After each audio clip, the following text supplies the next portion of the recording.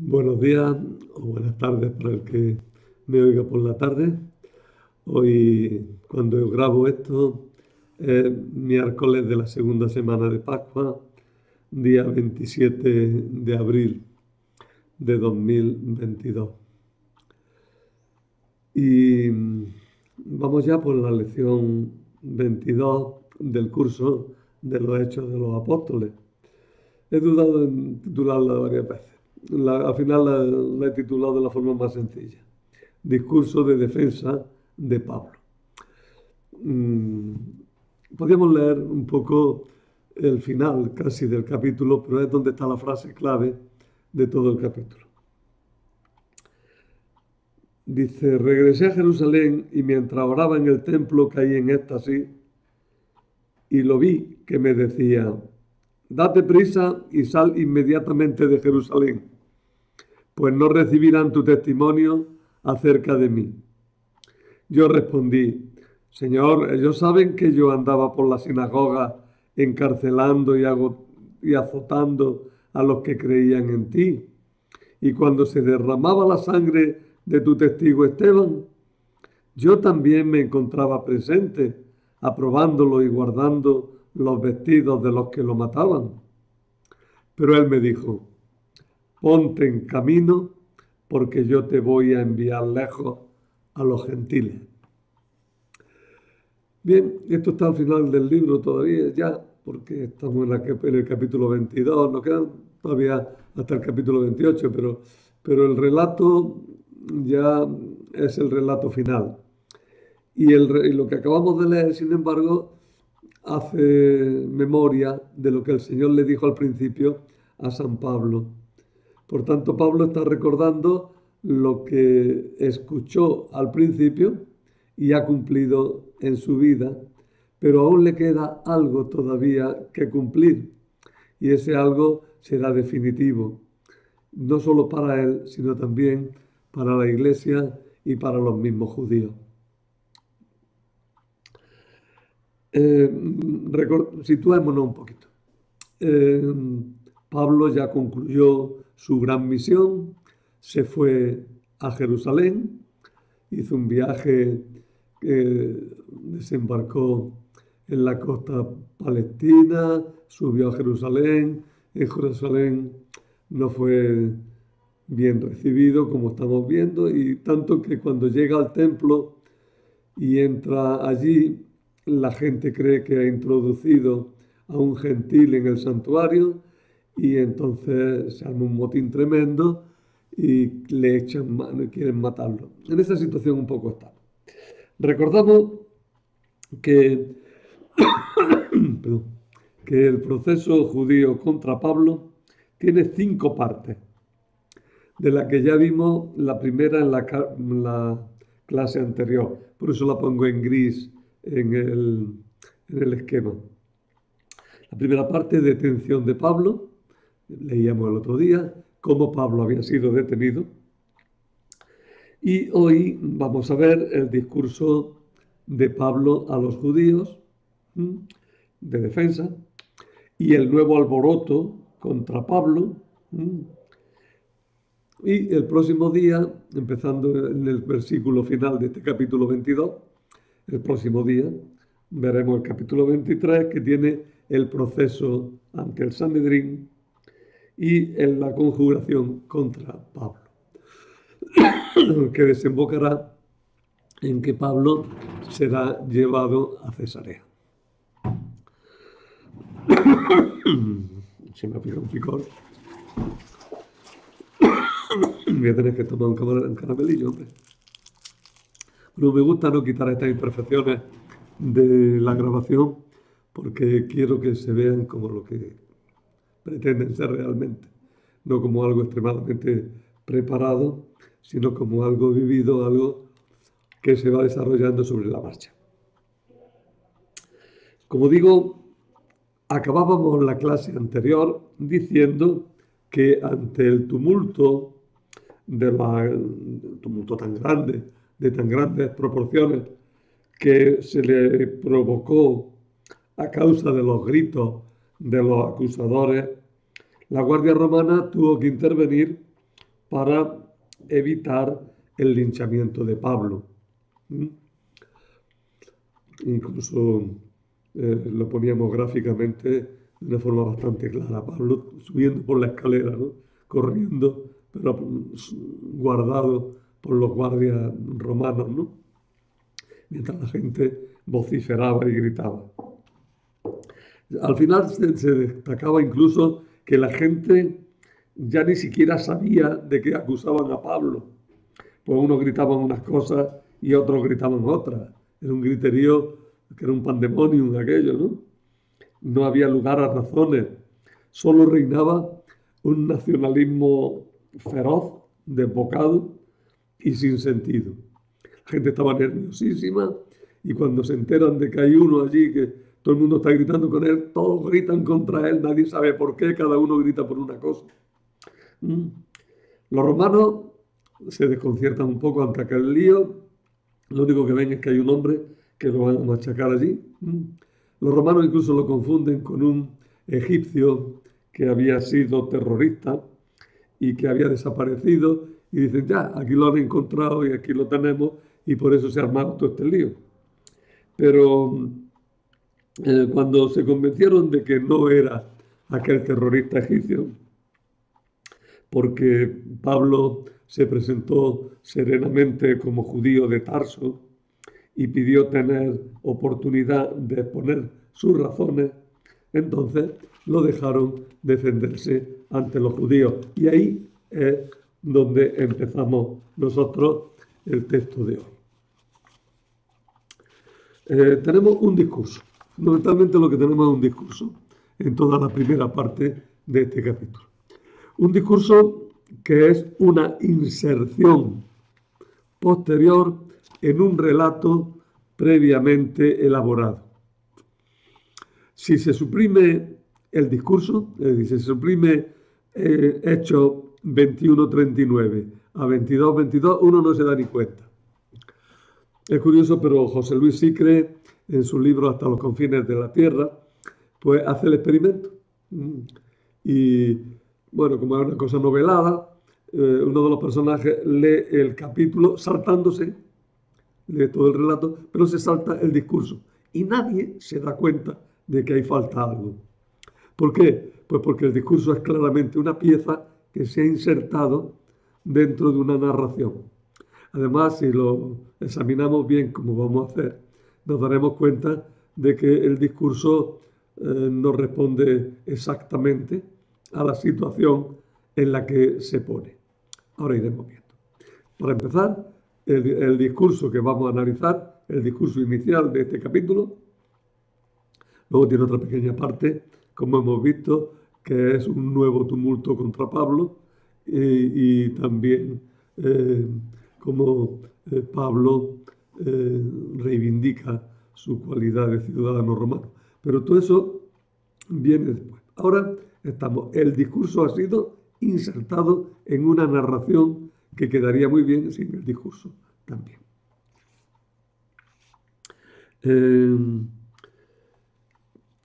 Si se suprime, no se altera en absoluto e incluso se hace más verosímil, ya que no se entiende bien que Pablo pudiera tomar la palabra y hacerse escuchar, incluso como dice, con respeto y serenamente, en medio de aquel pandemonio que se había organizado. Imaginémonos la imagen. Mucha gente gritando, insultando a los guardias romanos, intentando agarrar a Pablo, intentando machacarlo, todos nerviosos, corriendo de un lado a otro, armando bulla. Pablo sube al alto una escalera y dice, callaros, que voy a hablar. Y la gente se calla. Eso no funciona, claramente, ¿no? Bien. Pablo, además, en el discurso no alude, y eso es lo más determinante, Pablo en el discurso no alude realmente a las acusaciones fundamentales que se están haciendo contra él. Ni siquiera alude a lo de que haya metido o no metido a un extranjero en el santuario. Que eso era, según venía siendo el relato, era la causa por la cual decían que lo querían matar. Es cierto que Pablo no admite que haya metido ahí un pagano. Pero aquí en el discurso ni lo dice, ni lo nombra, no nombra ese tema.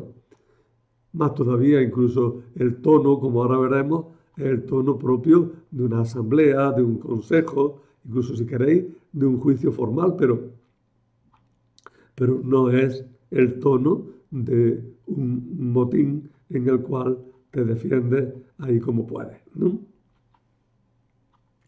Un motín contra ti, además, ¿no? Bueno, sin embargo, a los autores clásicos les gustaba mucho poner discursos de estos, ¿m? Un poco incongruentes con la situación, ¿no? Que me ha venido a la cabeza de pronto el discurso que hace Marco Antonio después de la muerte de Julio César, también ante una asamblea que estaba lanzada, pero bueno, las circunstancias eran muy distintas. En el conjunto del libro, sin embargo, este discurso tiene mucha importancia, ya que presenta la actuación de Pablo como algo querido y previsto por Dios. Y se dictamina la frase que he dicho, el paso definitivo de la salvación de los judíos a los gentiles. Lo que se dijo al principio de Pablo ahora tiene una validez mayor. Yo te voy a enviar lejos a los gentiles. Es decir, el centro de salvación pasará del pueblo de Israel al mundo entero, a los gentiles. Podemos dividir el discurso de una forma aproximada. No he hecho un esfuerzo así muy consciente, muy detenido, de ir perfilando palabra por palabra. Por eso los límites de los versículos son un poco blandos, si queréis, porque están bien enlazados y es difícil dividir. Pero podemos dividir el discurso de esta manera. La ocasión y circunstancias, al principio, una cierta captación de la benevolencia de la gente, ahora veremos cómo. Pablo cuenta sus orígenes, hace el relato de su vocación y esto lo hace diciendo que fue perseguidor de los cristianos y cómo se encontró con Cristo en el camino de Damasco y Cristo le encomendó una tarea y la intervención de Ananías de Damasco y una visión ya posterior, una visión que tiene Pablo en Jerusalén al principio también de su tarea. El problema a la hora de entender este capítulo es el siguiente. Estamos hablando de cosas que pasaron al principio, pero el capítulo está al final.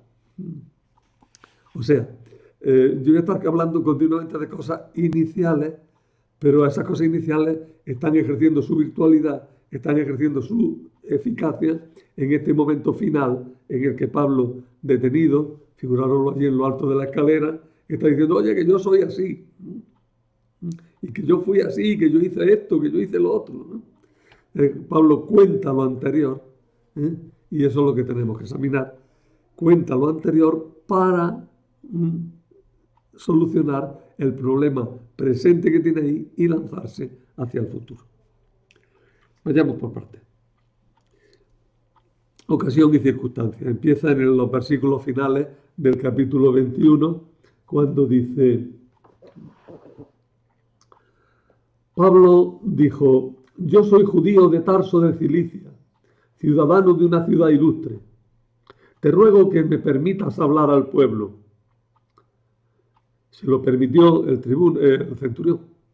Y Pablo, de pie sobre la escalera, pidió silencio con la mano al pueblo.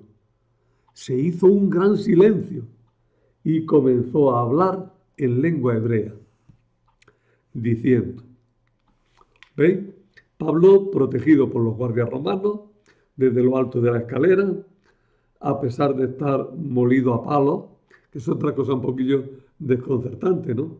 Un hombre al que le está golpeando, que tiene que estar, dolerle, como decían, ¿no? Tiene que dolerle hasta las pestañas, ¿no?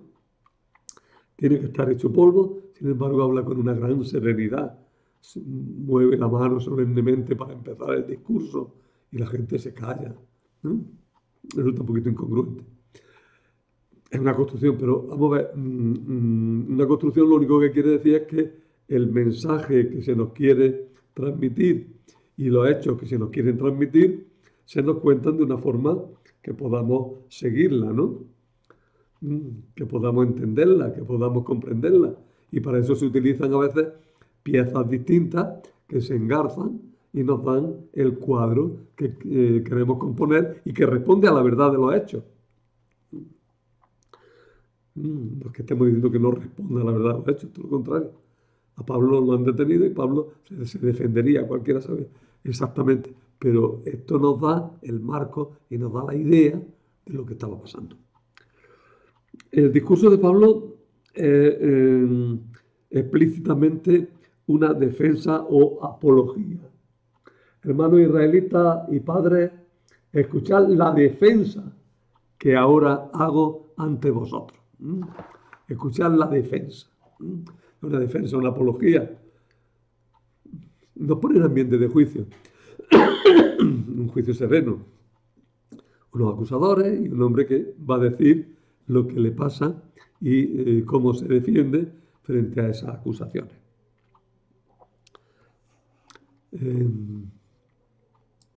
Tengo una tos que no me deja hablar, que me pica mucho la garganta.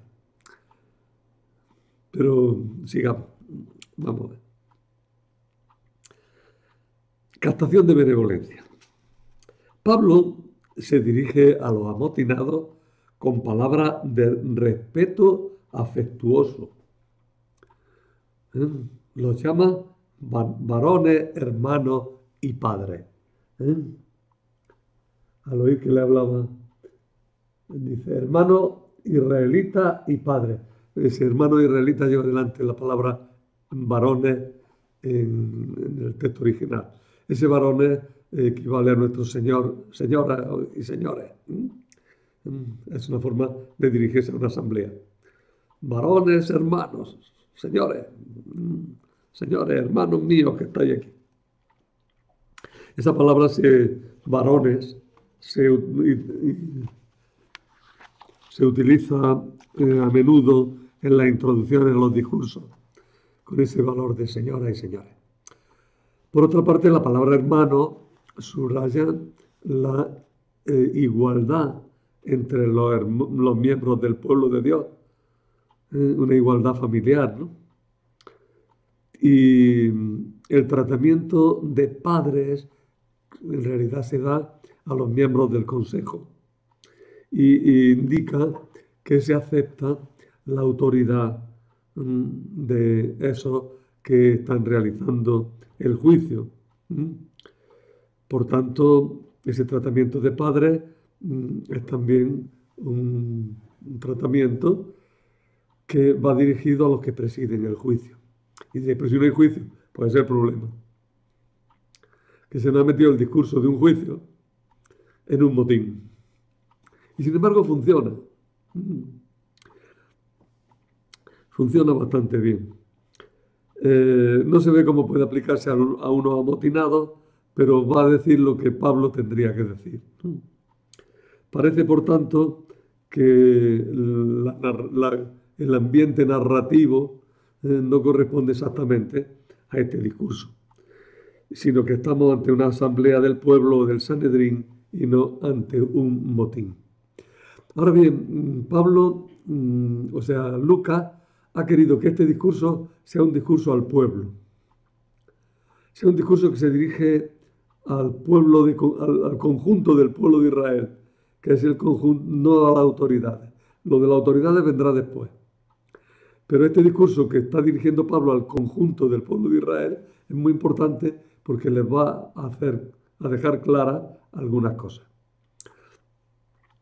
Dice que el apóstol habla en lengua hebrea, es decir, en hebreo o arameo,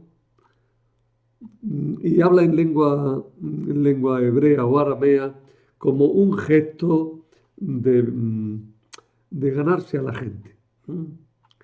Es como decir, bueno, aquí yo tendría que estar hablando en griego probablemente, que es la lengua que entiende las autoridades y la lengua que es común en toda la zona y tal, pero hablar en hebreo o en arameo es una forma de aproximarse a la gente. Y además, sobre todo, es una forma de autopresentarse. Me explico. El autor quiere dos cosas hablando en hebreo o en arameo. Autopresentarse como una persona auténticamente israelita y situarse en el plano de los que lo están escuchando. Ganarse a los que lo están escuchando. Vosotros sois de los míos, les está diciendo, o yo soy de los vuestros, mejor todavía. Con la palabra hebreo, perdonad que diga unas cuantas palabras en griego, que si no, no nos aclaramos. Con la palabra hebreo, aquí hebraistí, en hebraistí, designa Juan frecuentemente la lengua aramea.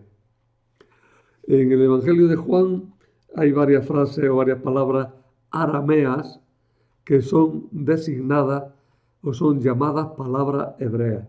Lo encontramos en el capítulo 5 y luego en la Pasión en 2 o 3 ocasiones, donde San Juan dice, que se dice en hebreo, Gábata.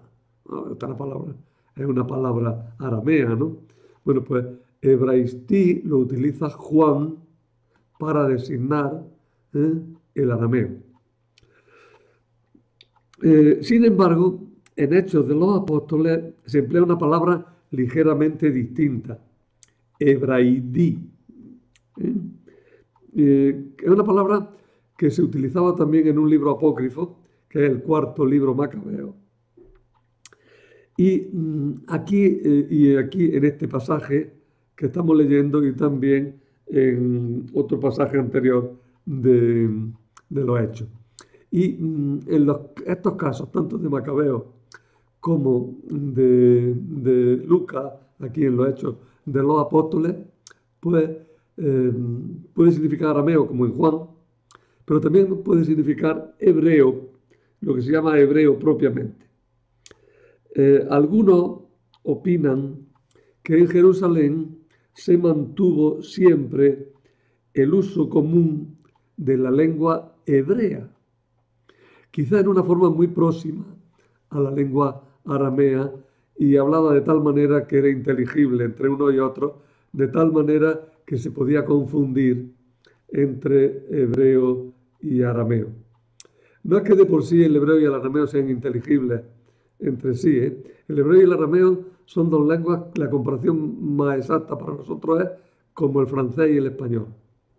Son dos lenguas que tienen el mismo origen, que tienen las mismas raíces, que tienen la misma construcción, pero tienen una fonética distinta y muchísimos cambios, y de tal manera que acaba por no entenderse. De hecho, en las lecturas en la sinagoga, normalmente cuando se leía la Biblia, la leían en hebreo, pero la traducían al arameo. Porque en hebreo puro no se habría enterado nadie. Tenían que entender. Ahora bien, es posible que en Jerusalén, y eso es lo que también sostienen muchos judíos, sobre todo actuales, que en Jerusalén no se perdió nunca el uso de la lengua hebrea, pero que al estar tan en contacto con la lengua aramea, pues acabara por hacerse una especie de mezcla ahí que la hiciera fácilmente inteligible.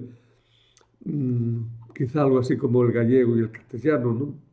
O como incluso el catalán y el castellano, cuando se tiene un poco de conocimiento de ambos, ¿no? Acaban por medio entenderse, ¿no? Bueno, pues algo así pasaría. Y entonces Pablo, hablando en hebreo, se hacía entender por la gente y además decía, oye, que yo soy de aquí. Estoy hablando el dialecto de aquí. Es una forma de gastarse la benevolencia.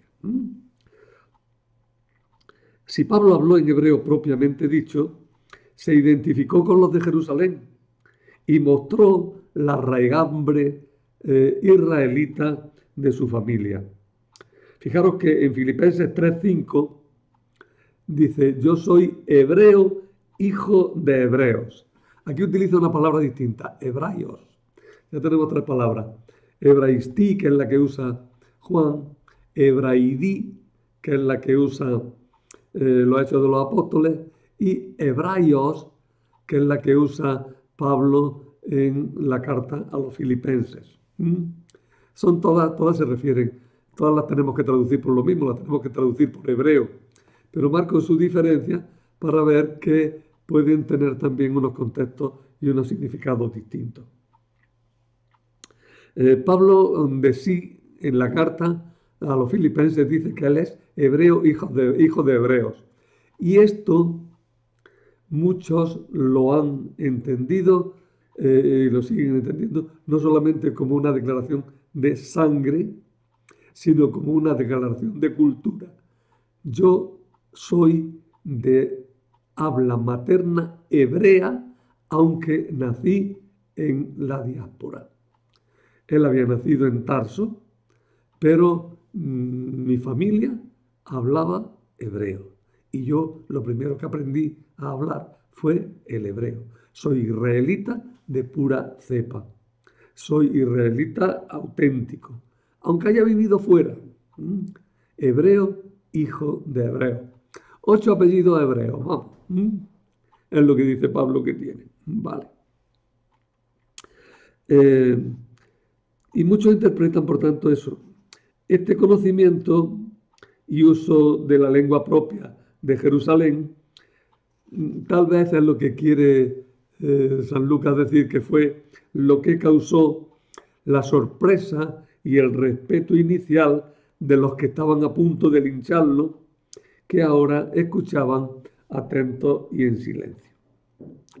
Y entonces Pablo se pone a hablar y va a contar su vida. Pero tengo que hacer una anotación previa.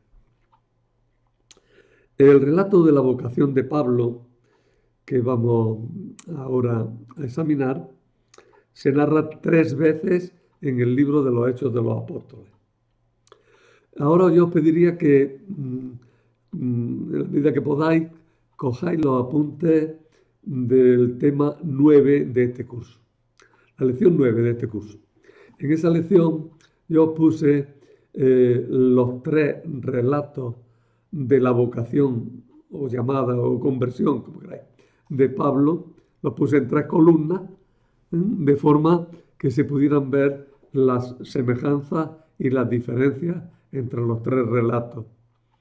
Está muy claro, me parece, y os puede ayudar ahora a seguir la lección como la estoy dando. Tendréis que coger el tema 9 y al coger el tema 9 ver el relato que está en 3 columnas.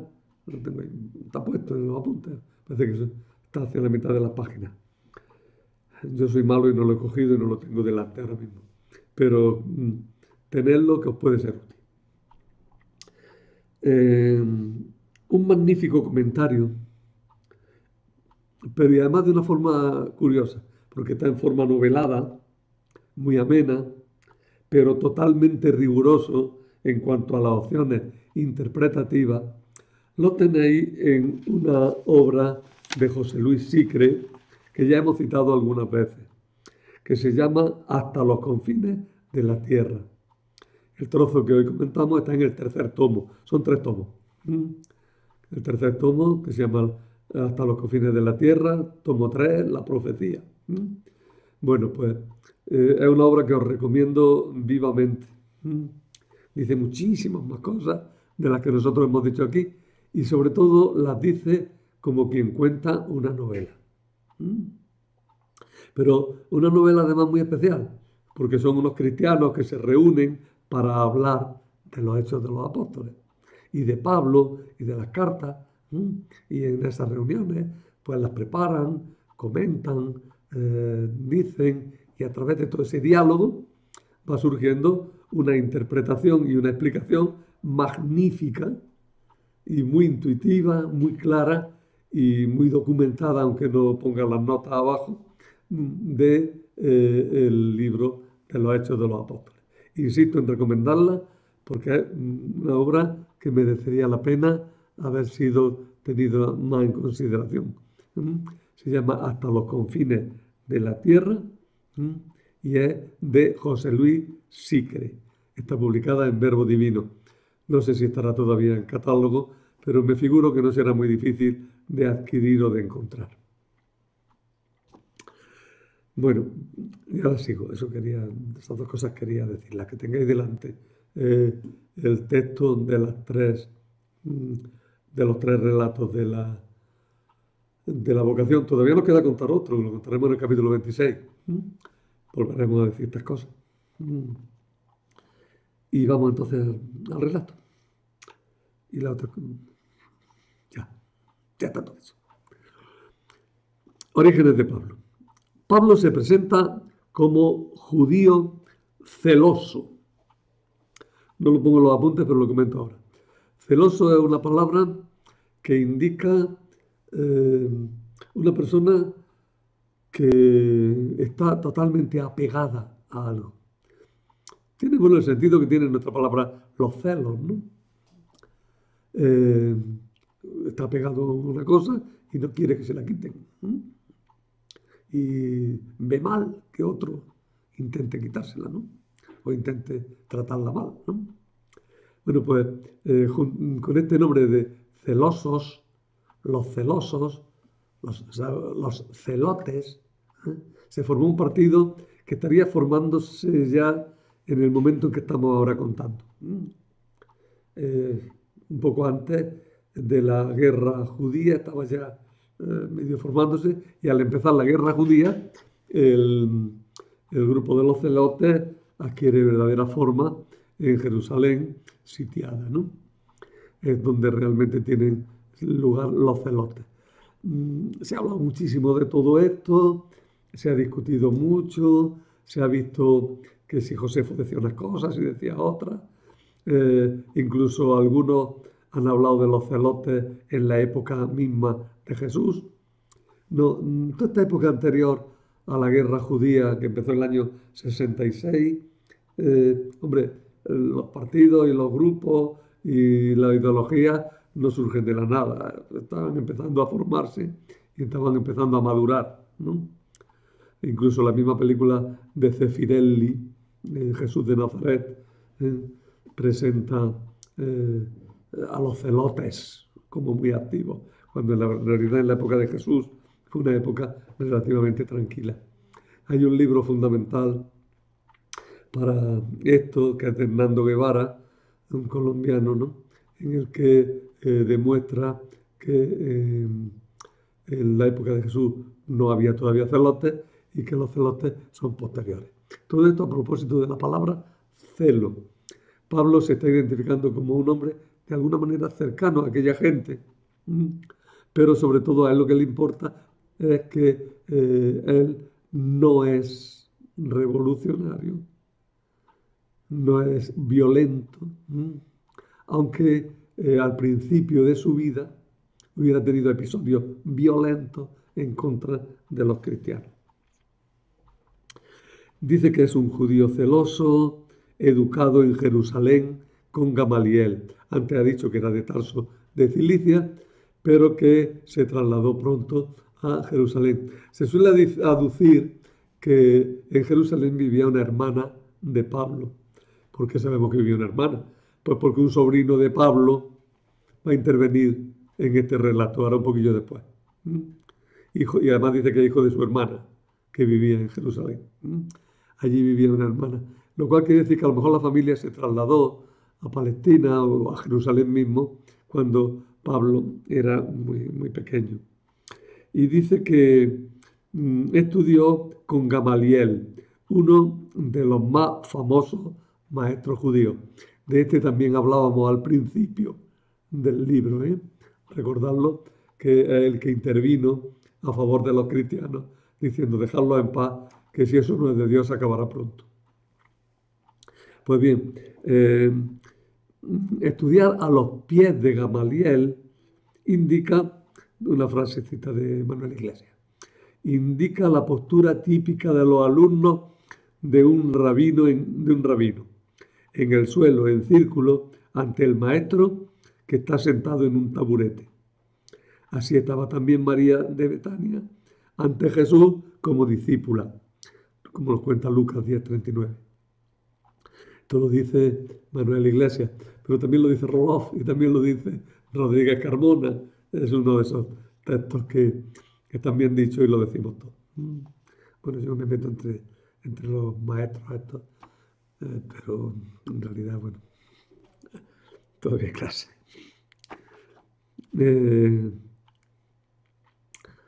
Es Roloff el que pone en marcha esta frase, ¿no? Sentarse a los pies, lo que hacían los alumnos. El profesor se sentaba en un taburetito, lo que sea, un pequeño escaño, y desde ahí explicaba, ¿no? Y los alumnos estaban sentados a su alrededor en el suelo. Por eso se decía formarse a los pies de. También hemos dicho que María de Betania estaba así ante Jesús. Para dar más fuerza a su argumentación, Pablo afirma que era perseguidor de los cristianos. Esta afirmación forma parte de los 3 relatos de la vocación. Tanto el capítulo 9 como en el capítulo 22 como en el capítulo 26. Luego se narra la vocación de Pablo.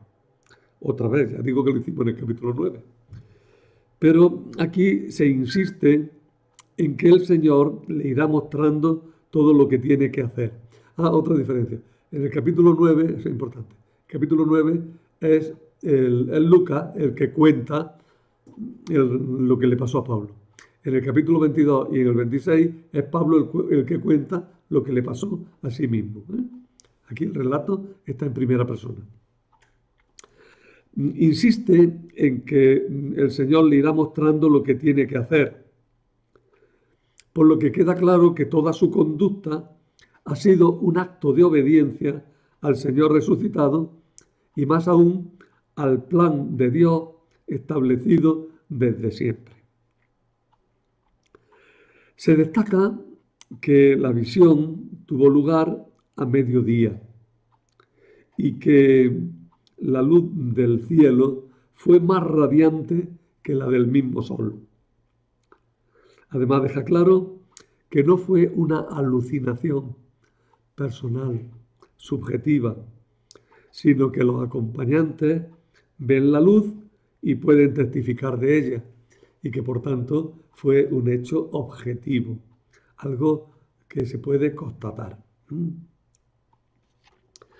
A su experiencia directa se van a añadir las palabras de un personaje de Damasco llamado Ananías. Tened cuidado que en la narración primera Ananías es presentado de una forma muy distinta a como es presentado en esta narración y como lo será en la próxima, en la del capítulo 26. Si en la primera Ananías era un cristiano ya inequívocamente cristiano, que además reticente a acercarse a Pablo porque tiene miedo y tiene que recibir una orden expresa de Dios con un sueño para que vaya a ver a Pablo. Aquí es presentado como un judío piadoso que da testimonio en favor de Pablo. No se nombra, no se dice que sea cristiano, sino que se dice que es judío piadoso. Se intuye que es cristiano por otras cosas, pero se está diciendo que es judío piadoso. Y habla no en nombre de Jesús, sino en nombre del Dios de nuestros padres. Y además deja claro que lo que ha sucedido ha sido como cumplimiento de las promesas de Dios a su pueblo. Nota que en todo el capítulo 9 se decía que Ananías era cristiano y que tenía miedo de acercarse a Pablo, ya lo he dicho. Bueno, y con eso pues acaba esa parte del relato. Pero ahora Pablo va a añadir algo más y va a decir que tuvo una nueva visión estando en Jerusalén en estos días de su conversión, en estos días de su vocación, que tuvo una visión en Jerusalén estando en el templo, según la cual Cristo mismo se le hizo ver que aunque tuviera la oposición de los judíos, debía de ir a predicar a los gentiles. Vuelvo a recoger lo que dice Roloff. Se insiste aquí en que Pablo era perseguidor y como punto álgido de su actividad persecutoria, Pablo menciona la parte que él tuvo en la persecución de Esteban. Con esta ocasión se le da a Esteban el título sublime de testigo y precisamente en un contexto de derramamiento de su sangre, es decir, de dar su vida por Jesús. Aquí se refleja ya la concepción primitiva del mártir, testigo, como el que da testimonio con su propia sangre. O sea, Pablo, hablándole a los judíos, aquí en este momento final, dice, tuve una visión al principio. Y en esa visión Dios me avisó de que me iba a ir a rechazar.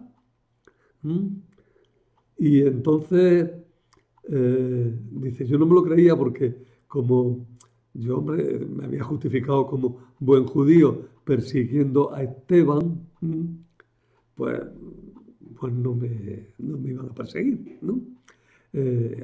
Aquel Esteban fue un testigo de Cristo. Y ahora Pablo hereda ese testimonio de Cristo para darlo también con su sangre. De hecho, en aquel momento están linchándolo. Pablo está siendo testigo precisamente en el momento de la persecución, en el momento difícil. Pero quiero destacar esto de que aluda a Esteban, porque Pablo, al aludir a Esteban, de alguna manera se está poniendo también en el mismo plano de Esteban, el que dio testimonio de Cristo, precisamente cuando fue asesinado por Cristo. Los judíos rechazan de nuevo violentamente a Pablo cuando éste afirma que Dios lo ha enviado a predicar a los gentiles. Cuando escuchan que me ha enviado a predicar a los gentiles, los judíos reaccionan con violencia. Es el tema de la envidia de los judíos, un tema que aparece mucho en el Nuevo Testamento. Los judíos sienten envidia porque el Evangelio ha llegado a los gentiles, porque la salvación de Dios ha llegado a los gentiles, pero es que ha llegado precisamente porque ellos la han rechazado. Ahora, esta fe que nace precisamente de la conversión de los gentiles, para los que no quieren creer, se convierte en obstáculo, ¿no? Y por eso se hablará de la envidia. Los gestos que hace la gente cuando protesta aquí son muy extremosos y muy sacados de quicio, ¿no? Ya de una cosa.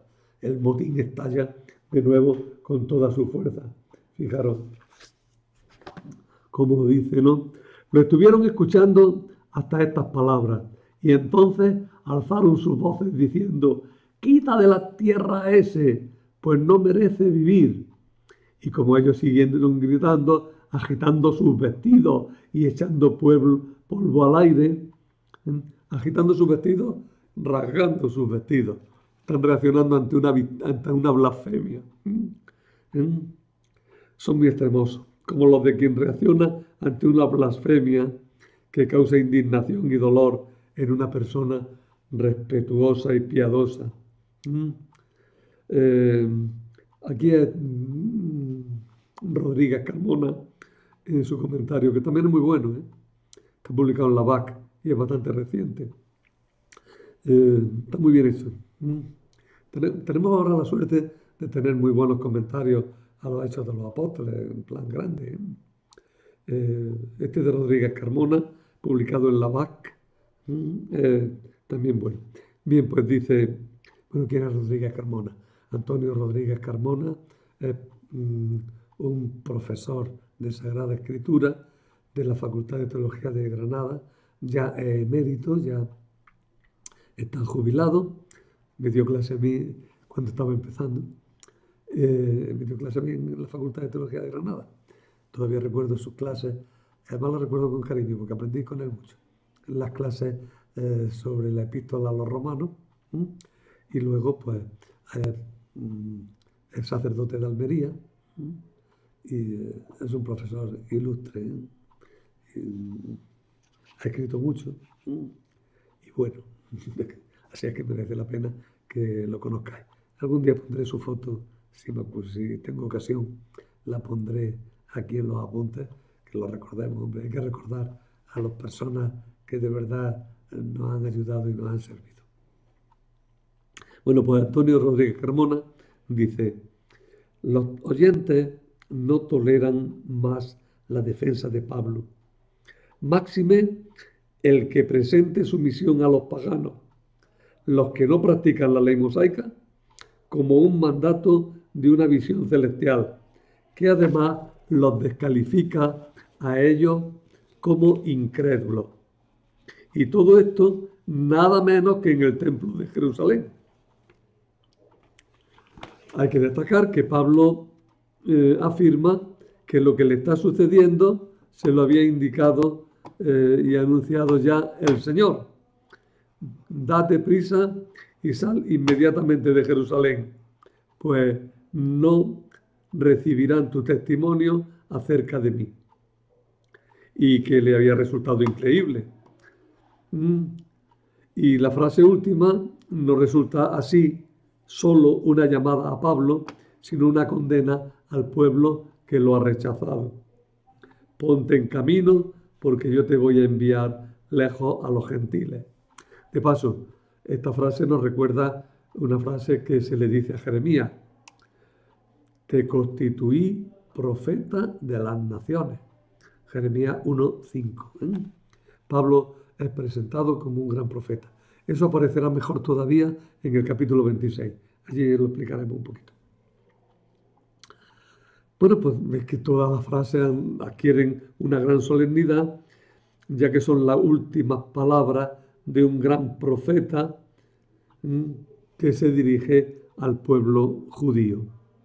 Las palabras tienen una gran solemnidad, una gran importancia, y de alguna manera hay un cierre de libro aquí.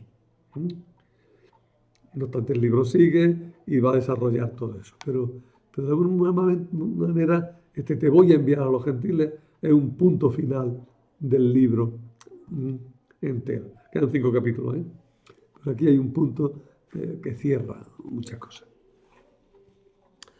Pablo, ciudadano romano. Ahora surge otro tema. Los romanos retuvieron a Pablo y pretendían torturarlo para sacarle la verdad de lo que estaba sucediendo. La flagelación como tortura en la investigación de la causa estaba permitida cuando el reo no era ciudadano romano. Pero cuando era ciudadano romano, estaba expresamente prohibido en 2 leyes: la ley Porcia y la ley Julia. Les Iulia deui publica et privata.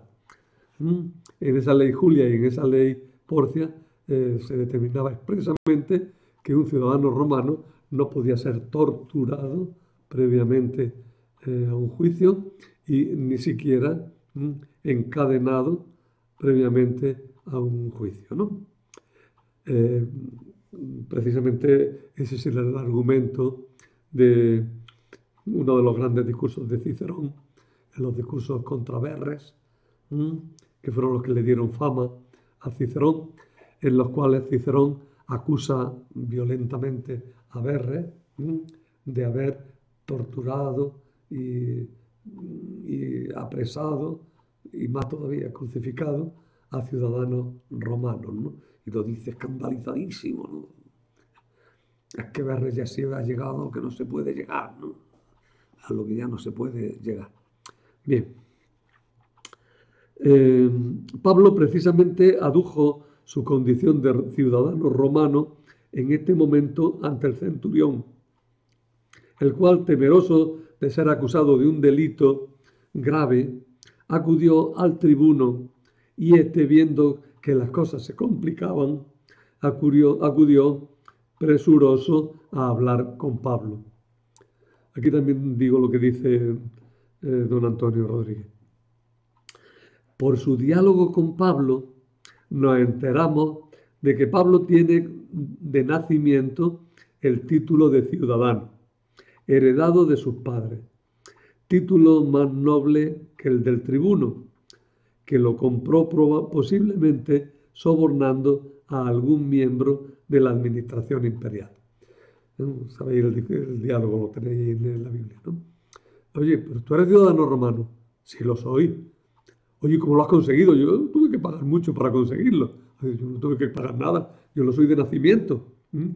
Pablo es más noble que el tribuno que ha tenido que sobornar para conseguir su título de ciudadano romano, ¿no? En consecuencia, vemos cómo se invierten un poco las situaciones. El reo es más importante, más noble que el juez, que el acusador, que el que lo tiene apresado, ¿no? Pablo tiene una dignidad incluso mayor que la de los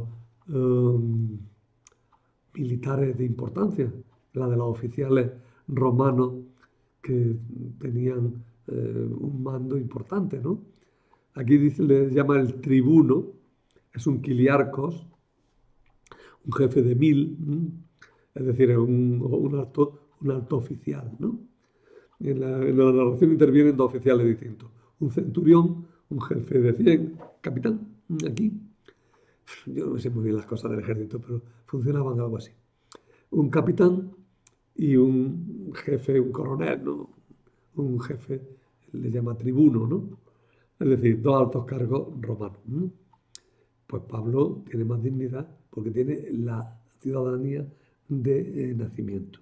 Y consiguientemente, el tribuno suelta a Pablo, vamos a ver, suspende la tortura. No dice que lo suelte, pero tampoco dice que lo deje. El próximo día empezamos con este tema.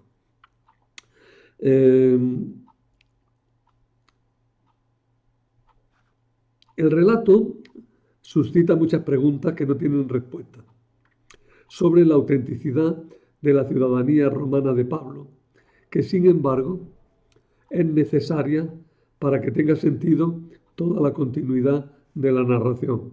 Si no era ciudadano romano, no podía apelar a César, como va a hacer inmediatamente, y no tenían que haberlo trasladado a Roma. Si Pablo no es ciudadano romano o no se afirma que es ciudadano romano, todo el resto del relato se cae, no tiene consistencia, se pierde. Tener eso también muy en cuenta.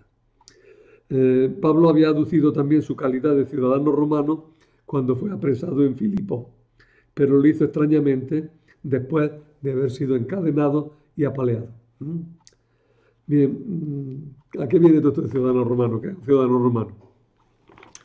El Imperio Romano tenía en el siglo I después de Cristo unos 50 millones de habitantes, de los cuales solo 20 millones eran personas libres.